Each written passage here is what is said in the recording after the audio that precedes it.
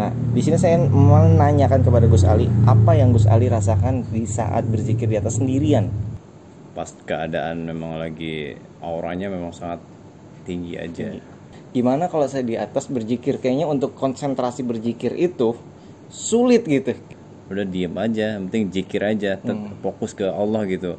Udah saat dapat 400 itu memang gangguannya ke fisiknya lumayan. Lumayan. Jadi Berasa beda banget dengan tempat yang memang biasa kita zikir itu ibaratnya 1000 itu ya aman-aman aja gitu ya fisik. Tapi di sana baru 400 aja udah berasa banget gitu ya. Berasa, sangat berasa. Biasanya kan di saat kita berzikir itu ada kadang suka dapat pesan-pesan gitu Gus. Pesan-pesan positif.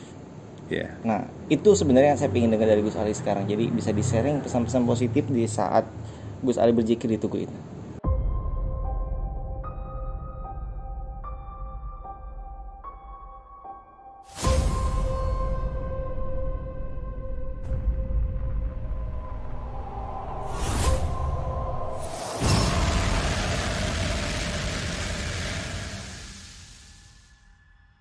Assalamualaikum sobat jejak gentala. Jadi pada video kali ini saya ingin membahas pengalaman dari Gus Ali waktu kita menanjak ke Gunung Salak atau mendaki ke Gunung Salak.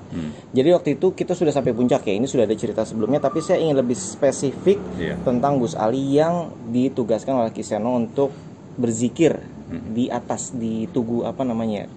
Tugu Gunung Salak lah. Jadi saat itu kan Gus Ali ditugaskan oleh Kiseno nih, setelah kita bertawasul, kita turun, tapi Gus Ali disuruh naik lagi untuk berzikir di Tugu Gunung Salak. Nah, di sini saya menanyakan kepada Gus Ali, apa yang Gus Ali rasakan di saat berzikir di atas sendirian? Nah, saya mau cerita secara pribadi dan buat teman-teman yang mau zikir di sana, niatkan yang lurus paling utama ya.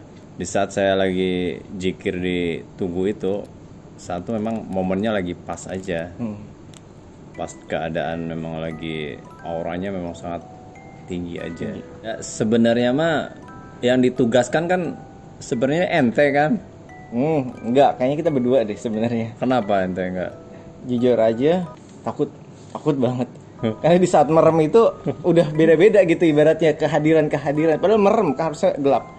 Tapi ini kayak ada bayangan, makanya saya mikir gimana kalau saya di atas berzikir. Kayaknya untuk konsentrasi berzikir itu sulit gitu. Jadi saya daripada takut kenapa-napa, apalagi kalau nanti gelap kan di atas kan gelap banget kan. Nggak ada pencahayaan, jadi saya benar-benar wah kayaknya iman saya belum kuat di situ. Akhirnya saya putuskan memilih untuk tidak ikut dan tidur. Jadi di sini makanya saya pengen cerita pengalaman pribadinya Gus Ali di saat sendirian di atas gitu. Iya, pertama saya di saat saya zikir di atas sendirian itu satu banyak interaksi gaib yang memang yang benar-benar minta disempurnain. Makanya ada interaksi dar itu saya mah udah diem aja, yang penting zikir aja, fokus ke Allah gitu.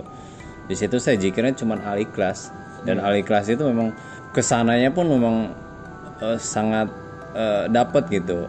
Menyatu dengan surat Al-Ikhlas itu ya, bukan menyatu ya, karena dapat heningnya gitu ya, dapat ketenangannya, dapat meresapi surat Al-Ikhlas itu. Pokoknya untuk spiritual top deh intinya itu. Kalau untuk interaksi gaib pasti banyak. Nah, ada nggak yang sampai ke fisik Gus Ali misalkan? Nah, jadi semutan atau yang biasanya zikir biasa tahan gitu tiba-tiba di sana jadi nggak kuat lama gitu. Secara fisik. Iya, secara fisik ada ke kaki, ke badan, semua ada. Perbedaannya apa? Di saat kita zikir di tempat yang benar-benar ibaratnya positif. Nah, itu kan di atas Gunung Salak, campur lah istilahnya. Perbedaannya apa? Perbedaannya di saat kita zikir di tempat itu ya, interaksi yang negatif ini ya mengganggu ke fisik. Salah satunya kita dengan jangan lama-lama zikir, ya kesemutan. Baru kita sebentar zikir aja udah kesemutan. Itu biasanya negatif itu ya kuat nariknya, supaya disuruh udah. Padahal di situ kan targetnya saya kan zikir surat Al-Ikhlas itu kan 1000 ya. Di saat dapat 400 itu memang gangguannya ke fisiknya lumayan. Jadi Berasa beda banget dengan tempat yang memang biasa kita zikir itu ibaratnya 1000 itu ya aman-aman aja gitu ya Iya. fisik, tapi di sana baru 400 aja udah berasa banget gitu ya. Berasa, sangat berasa. Lemas banget Nar. Tapi saya lawan terus sampai saya tuntasin gitu. Tuntasin. Ya karena memang saya konsekuen, ibaratnya tek kalau udah 1000 ya 1000. Nah, terus setelah mencapai 1000 bisa langsung tiba-tiba normal kakinya, bisa langsung jalan atau gimana? Ya adaptasi dulu, lempengin dulu kakinya seperti Jadi itu. masih berasa efeknya ya, Efeknya. masih berasa efek. Jadi belum bisa jalan tuh, Iya. belum bisa jalan. Nah, biasanya kan di saat kita berzikir itu ada kadang suka dapat pesan-pesan gitu Gus, pesan-pesan positif. Iya. Nah, itu sebenarnya yang saya ingin dengar dari Gus Ali sekarang. Jadi bisa di-sharing pesan-pesan positif di saat Gus Ali berzikir di tugu itu. Satu, pesan-pesan yang positif itu kalau yang saya rasakan ya, yang saya dapat secara spiritual ya, berdoalah di saat orang-orang tertidur. Jadi kenapa orang-orang tertidur di saat jam-jam yang memang sepertiga malam, itu di saat orang enak-enak tiduran, kita dalam keadaan zikir itu orang-orang yang memang sungguh-sungguh mau dekat dengan Allah itu. Itu momen-momen yang paling bagusnya. Jadi intinya jangan meremehkan atau melalaikan sholat malam. Iya. Karena di situ doa kita cepat dijabah. Langit itu lagi terbuka itu. Iya. Doa orang-orang yang beriman. Oke. Ada pesan-pesan lainnya selain itu? Udah cukup itu aja. Di saat malam kita harus banyak-banyak berdoa. Ya, jadi jangan meremehkan sholat malam, itu ya inti Iya. dari pesan-pesan tersebut. Oke, mungkin sampai di sini aja videonya. Jadi saya sudah dapat secara pribadi pesan-pesan yang tadi Gus Ali ceritakan dari berzikir selama di tugu itu.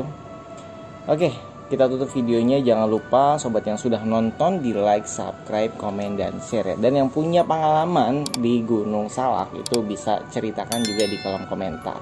Oke, sampai di sini aja videonya. Sampai jumpa kembali. Wassalamualaikum warahmatullahi wabarakatuh. Salam sobat jejak kental.